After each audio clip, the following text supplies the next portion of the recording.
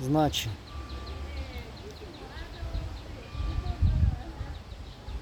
тази практика, която се казва чакравартин. Значи, аз съм в Банско от 9 години. 8,5, айде. В България съм 9 години. Точно юни месец. 2017.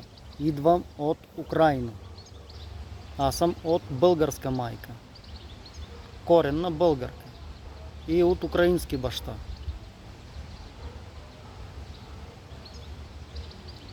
Ако се сещате, Велика България е била на територия на съвременна Украина. Земите на Канко брат. И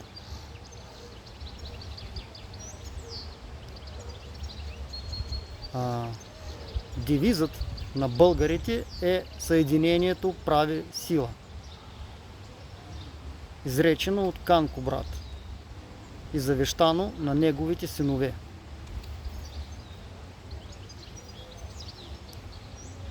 И това съединение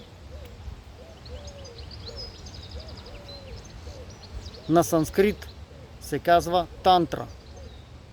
Тантра е съединение, а не това, за което си мислят простите хора. И затова българите, прабългари, са тантрийци. Не са тангра, а са тантра. Няма значение. Ама това е кореня. И са били езичници. Защо? Защото владееха знание, което се предава от уста в уста, от сърце към сърце, от разум към разум.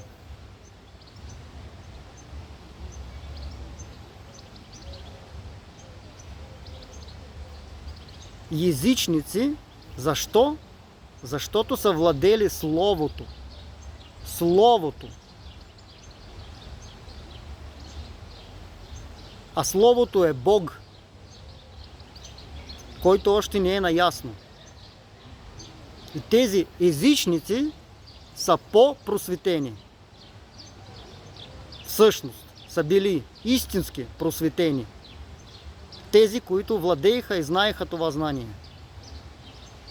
Значи аз може да съм от българска майка или украински баща и украински баща. Но всъщност съм стар сид на това, което му викат. Дошъл съм от друг свят. От звездни светове. От светлината. Тук, в Банско, преживях могъща трансформация, светлинна, която ми се случи благодарение на едни обстоятелства, за които сега няма да споменавам, но в същото време практикувах редовно. Всеки ден правих тази практика чакравартин, която я нося от 20 години. Създадена е 2006 от мен. След 15 години интензивен опит в източни бойни изкуства и в системи на психофизическо съвършенстване.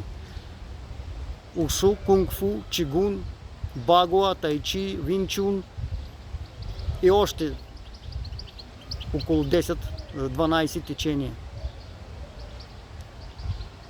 Професионален психолог съм, специалист по психофизическа рехабилитация.